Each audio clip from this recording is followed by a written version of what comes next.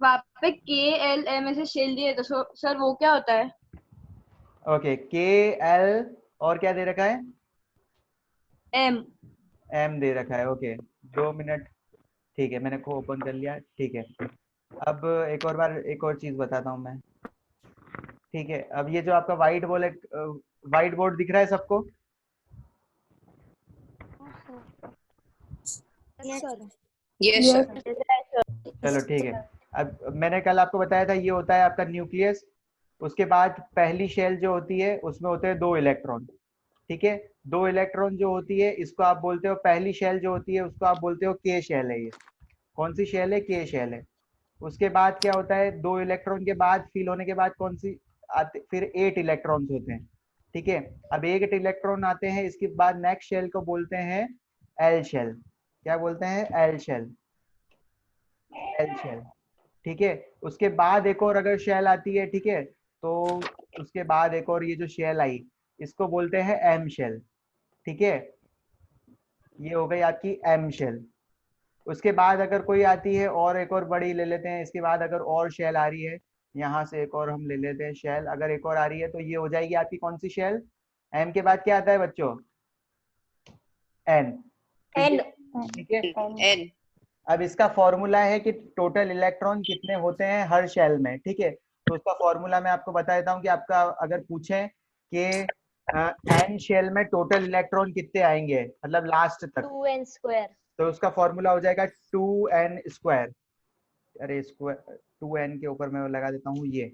अरे नहीं आया, अब आ गया। ठीक है, 2n स्क्वायर। अगर आपको total number of electron find करने हैं किसी भी शेल में तो आप लगा दो 2n स्क्वायर। अगर आपसे कोई पूछे कि एल शेल तक टोटल इलेक्ट्रॉन कितने होंगे, ठीक है, तो आप कैसे कैलकुलेट करके बताओगे? ठीक है, तो मैं आपको बताता हूँ कि के की वैल्यू जो होती है वो होती है 1।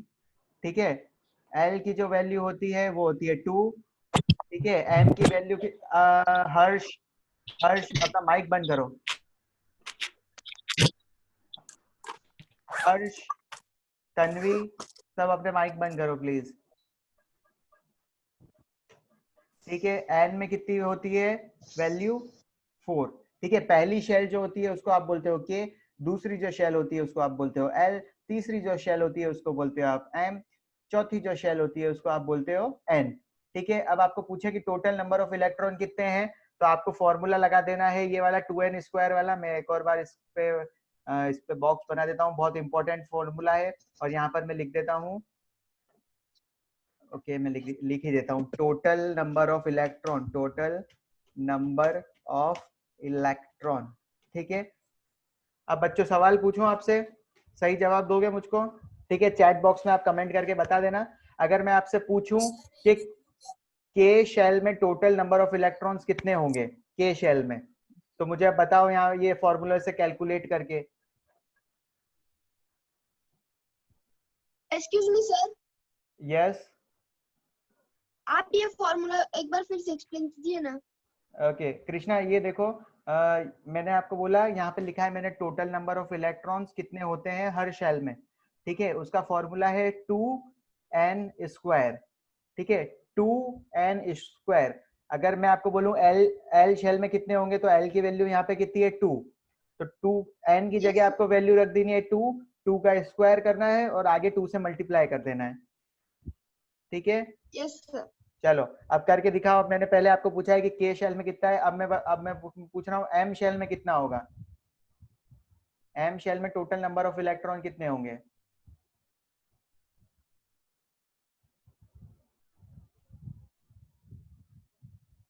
M, M Aditi, M Priyanshu, M shell, M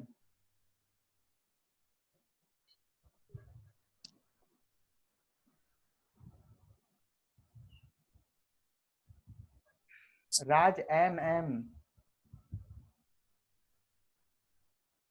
sir वो गलती से डाल दिया 78। ओके श्रेयस 36। ओके चेक करते हैं। मैंने पूछा था आपको एम शेल में, ठीक है, एम शेल में। अब एम शेल की वैल्यू कौन कितनी होती है? 3 होती है। कितनी होती है? 3। अब फॉर मैंने आपको पूछा टोटल, अरे ओके क्यों नहीं आ रहा है, टोटल नंबर ऑफ इलेक्ट्रॉन कितने होंगे, मैंने आपको यही पूछा। ठीक है, अब मैं आपको बोल रहा हूँ कि फॉर्मूला क्या है उसका, 2 इंटू एन की का स्क्वायर, तो एन स्क्वायर। अब एन की जगह मैं क्या रख दूंगा, 3, तो 2 इंटू 3 का स्क्वायर, 3 का स्क्वायर क्या होता है बच्चों, 9, तो 2 इंटू 9 की वैल्यू क्या आ जाएगी, 18 इज द राइट आंसर। 9। ठीक है, लास्ट क्वेश्चन करके बताओ मुझे, एन की वैल्यू होती है 4, तो टोटल नंबर ऑफ इलेक्ट्रॉन बताओ मुझे।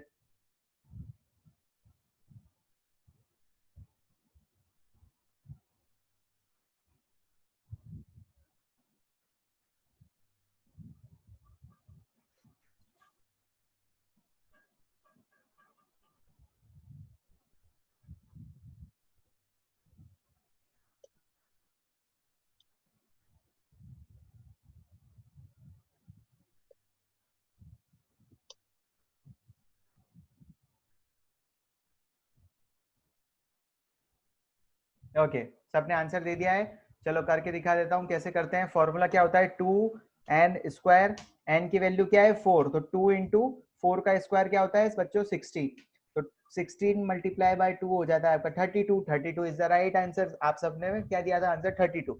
ठीक है, अब अभी तक अपने जितना भी पढ़ा है वो आप नोट कर लो यहाँ पर। ठीक है, ये नोट कर लो, 10 सेकेंड्स देता हूँ आपको। सर एक बार वापिस बताते क्या, थोड़ा सा समझ। ओके, चिरायु क्या समझने में नहीं आया एक्चुअली, वो पॉइंट बताओ आप। सर मतलब फॉर्मूला का एक बार वापिस ओके, फॉर्मूला क्या है पहले चिरायु वो आप बताओ, ये फॉर्मूला किस चीज का है।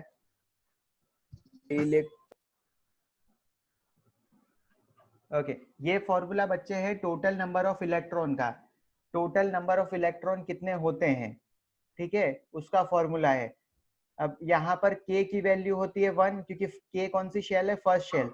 ये जो आपको दिख रही है ना न्यूक्लियस के पास जो पहली शेल है वो होती है फर्स्ट शेल, फर्स्ट शेल को नाम दिया है k। उसके बाद होती है सेकेंड शेल, सेकेंड शेल को नाम दिया है l। फिर होती है थर्ड शेल, थर्ड शेल को नाम दिया है m। फिर होती है फोर्थ शेल, फोर्थ शेल को नाम दिया है n। अब मैंने आपको पूछा कि फोर्थ शेल तक अगर इलेक्ट्रॉन ऐसे आप भरोगे, ठीक है, तो उसका एक टोटल इलेक्ट्रॉन कितने होंगे हर शेल में, तो आप ये फॉर्मूला मैंने बताया 2 इंटू एन का स्क्वायर। अगर n की वैल्यू 1 रखोगे कि फर्स्ट शेल में कितने इलेक्ट्रॉन आ सकते हैं मैक्सिमम, तो 2 आते हैं, मैंने आपको पहले ही बता दिया है। लेकिन आप फॉर्मूला लगा के करो कि 1 का स्क्वायर क्या होता है 1, और 1 मल्टीप्लाई बाय 2 कितना हो जाएगा 2, तो k वाले में कितने इलेक्ट्रॉन आएंगे सिर्फ 2। उसके बाद l, ठीक है, l होती है सेकेंड शेल। अब सेकेंड शेल मतलब 2n स्क्वायर, अब 2 का स्क्वायर क्या होता है 4, 4 मल्टीप्लाई बाय 2 8, तो सेकेंड शेल में कितने इलेक्ट्रॉन आ सकते हैं मैक्सिमम 8।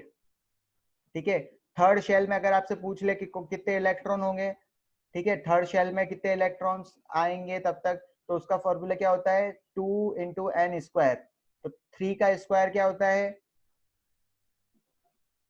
9, और 9 इंटू 2 क्या हो जाएगा 18। अब 18 इलेक्ट्रॉन्स यहाँ तक भराएंगे m तक, पहले कैसे भराएंगे 18 यहाँ तक m में, पहले तो k में भराएंगे 2, फिर l में भराएंगे 8, तो टोटल कितने हो गए 80, सॉरी तो टोटल हो गए 10, और फिर लास्ट m में होंगे 8, तो टोटल इलेक्ट्रॉन इसके अंदर तक कितने हो जाएंगे 18। अब समझ में आ गया Chirayu? Yes sir. Okay okay, let's move on. मैं अपनी अब विंडो शेयर करता हूँ, आज हम थोड़ा और आगे बढ़ते हैं।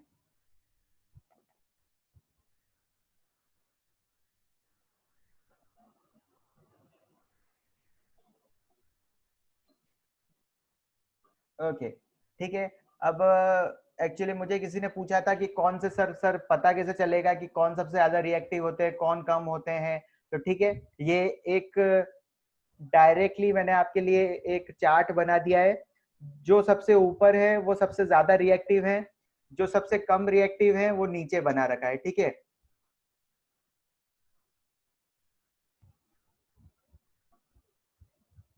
तो ये सीरीज एक्चुअली आपके बोलते हैं, इस सीरीज को बोलते हैं रिएक्टिविटी सीरीज। इसमें जो टॉप पे होते हैं ना बच्चों, टॉप पे वो होते हैं मोस्ट रिएक्टिव, जो कि मैंने आपको बताया था सोडियम, पोटेशियम, कैल्शियम और मैग्नीशियम क्या है मोस्ट रिएक्टिव। उसके बाद जो आते हैं जिंक, एल्यूमिनियम, आयरन, लेड, ये क्या होते हैं मॉडरेट रिएक्टिव। उसके बाद लास्ट जो मैंने आपको बताया था कि कॉपर, गोल्ड और सिल्वर ये क्या होते हैं, लीस्ट रिएक्टिव, ये रिएक्टिव करते ही नहीं है। तो इस सीरीज को क्या बोलते हैं, रिएक्टिविटी सीरीज। ठीक है, अभी जैसे कि हमने इसके ऊपर जो पढ़ा था ना कॉपर सल्फेट वाला एग्जाम्पल, आपने ब्लू कलर का एक सॉल्यूशन देखा था कल। ठीक है, अब उसमें आप यहाँ से देख के भी बता सकते हो कि आप क्या क्या डालोगे तो मतलब कि वो ब्लू कलर क्या हो जाएगा, चेंज हो जाएगा। ठीक है, अगर जैसे आप आयरन डालोगे, अब आयरन आप यहाँ है, आयरन कॉपर के ऊपर है। ठीक है, आयरन क्या है, कॉपर के ऊपर। तो आयरन क्या करता है, ज्यादा रिएक्टिव है तो कॉपर को बाहर निकाल देता है। लेड है, लेड भी क्या है, कॉपर से ज्यादा रिएक्टिव है, इस सीरीज में ऊपर है, तो लेड भी उसको क्या कर देता है, डिस्प्लेस कर देता है, कॉपर अलग निकल जाता है और ये उसके सॉल्ट में जाके बैठ जाता है। जिंक में भी ऐसा ही होता है, जिंक क्या करता है, ठीक है, आपने जो इक्वेशन कल लिखी थी ना 3 कॉपर सल्फेट के साथ वाली, वो सब ये रिएक्शन करते हैं। लेकिन अगर अब मैं आपको कहूं कि कॉपर आपको दे रखा है, कॉपर सल्फेट, ठीक है, उसमें जब आप गोल्ड डालोगे या फिर सिल्वर डालोगे तब वो रिएक्शन नहीं होगी। क्यों नहीं होगी, क्योंकि कॉपर ज्यादा रिएक्टिव है, तो वो क्या होता है, डिस्प्लेसमेंट रिएक्शन शो नहीं करता है। इज माय पॉइंट क्लियर, समझ में आया, करके दिखाऊं? सर ओके, फिर से समझाओ ना। ठीक है, एक्सप्लेन कीजिए ना। Okay okay. पहले सबसे पहले ये रिएक्टिविटी सीरीज लिख लो, आप नोट कर लो कि रिएक्टिविटी सीरीज ऑफ मेटल, ये आप नोट करो, फिर मैं आपको अच्छे से वापस बताता हूँ। ठीक है, ये नोट करो आप। ऊपर से करता हूँ, टॉपिक वाइज करता हूँ, 10 सेकेंड्स देता हूँ, आप नोट कर लीजिए।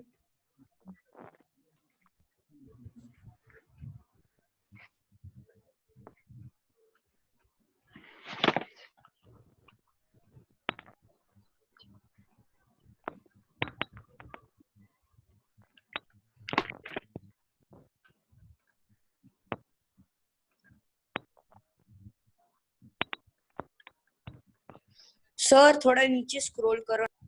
ओके, हाँ सर।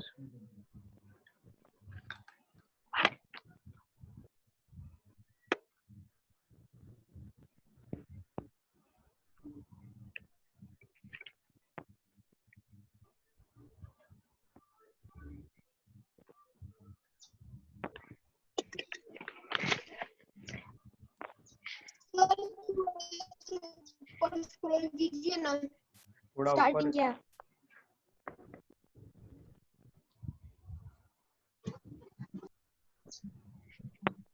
लो छोटा कर देता हूँ थोड़ी साइज, बस। Done sir. Yes okay, done. No sir. Yes sir. Yes sir. Okay, yes sir. Vedika को करने दो 5 सेकेंड और रुक जाओ, फिर वापस से बताता हूँ मैं।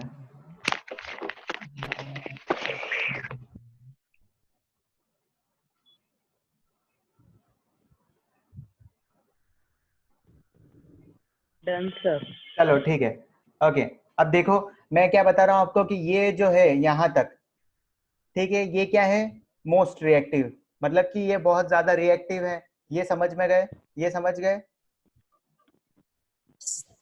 ओके, उसके बाद देखो एल्यूमिनियम, जिंक, आयरन और लेड, ये क्या है, मॉडरेट रिएक्टिव है। ये क्या है, मॉडरेटली रिएक्टिव है। ठीक है, हाइड्रोजन के नीचे जो भी आते हैं ना, हाइड्रोजन के नीचे, ये जो हाइड्रोजन है आपका, उसके नीचे जो भी आते हैं ना, ये सब होते हैं वेरी लीस्ट रिएक्टिव, ये रिएक्शन करते ही नहीं है। राज माइक बंद करो आपका, राज राज राज राज राज राज माइक बंद करो। इनफैक्ट सभी अपना माइक बंद करो, इसलिए किसी को सुनाई ही नहीं देता है।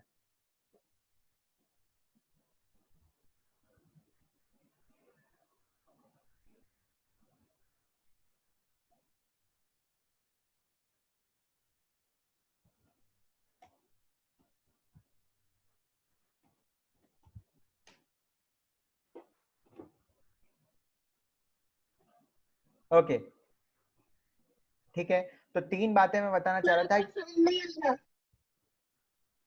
क्या कृष्णा? सर हाँ हाँ कृष्णा। आपका साउंड कट हो रहा है। ओके ओके ओके, ठीक है, 2 मिनट होल्ड करो, मैं रिफ्रेश कर लेता हूँ। सर आपका साउंड कट हो रहा है। वेट वेट वेट, एक बार सब अपना माइक ऑफ कर लो सब। और कृष्णा आप मुझे मैसेज करना, अब एक्चुअली मुझे ऐसा स्टॉप मत करना, आपको थोड़े टाइम बाद सुनाई दे जाएगा, क्योंकि वो क्या होता है, रिकनेक्टिंग होता रहता है प्रोसेस। ओके ठीक है। तो मैं सिर्फ यही बता रहा था आपको, ये रिएक्टिविटी सीरीज से आपको पता चल जाएगा कौन ज्यादा रिएक्टिव है और कौन लीस्ट रिएक्टिव है, ठीक है। अब मुझे अगर आपसे पूछा जाए which of the following is the least reactive metal, तो वो कौन सा होगा, उसको राइट करो आप। Which of the following is the least reactive metal, chat box में बताओ मुझे क्या होगा।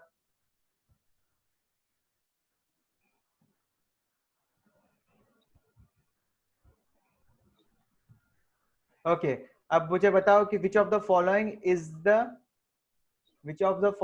The most reactive, most, very good, ठीक है। Okay potassium. ओके अभी भी एक्चुअली मैंने आपको कहा था कि आपसे मैंने पूछा था कि सबसे खराब रिएक्शन कौन करता है, लीस्ट रिएक्टिव में एक ही नाम आता है, ठीक है। ये सारे होते हैं लीस्ट रिएक्टिव, लेकिन सबसे ज्यादा अगर इनमें भी पूछा जाए कौन सा लीस्ट रिएक्टिव होता है, तो वो होता है गोल्ड, क्योंकि वो सीरीज में नीचे की साइड है, ठीक है। अब सबसे ज्यादा रिएक्टिव कौन सा होता है, तो पोटेशियम, क्योंकि ये सीरीज में सबसे ऊपर होता है पोटेशियम, ठीक है। ओके चलो नेक्स्ट,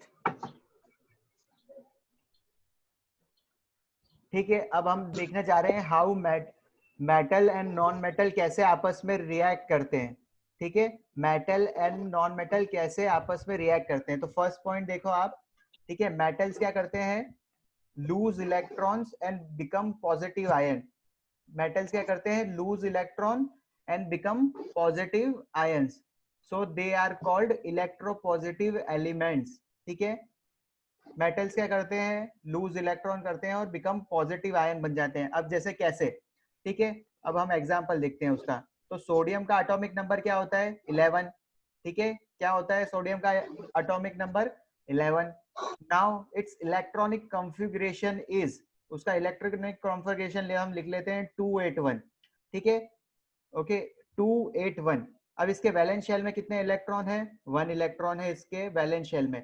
तो अब ये क्या करता है, सोडियम जो मेटल है, it loses 1 electron and form sodium ion Na+। जैसे कि नीचे देखो, ये जो Na है इससे क्या फॉर्म हो रहा है, Na+ हो रहा है, और एक इलेक्ट्रॉन क्या कर रहा है, ये लूज कर रहा है। प्लस का मतलब क्या होता है, एक तो इसने क्या बनाया, सोडियम आयन, ये आयन बना लिया एक, और दूसरा एक क्या कर दिया, एक इलेक्ट्रॉन लूज कर दिया। वैसे ही मैग्नीशियम देखो, ठीक है, मैग्नीशियम का कॉन्फ़िगरेशन क्या है, 282, ठीक है। तो 282, अब ये 2 इलेक्ट्रॉन क्या करता है, लूज कर देता है, तो Mg+2 बनाता है और 2 इलेक्ट्रॉन लूज कर देता है। अब मुझे आप बताओ मेटल क्या करता है, ये जो पूरा यहाँ तक जो मैंने पढ़ा है वो आप नोट भी करो,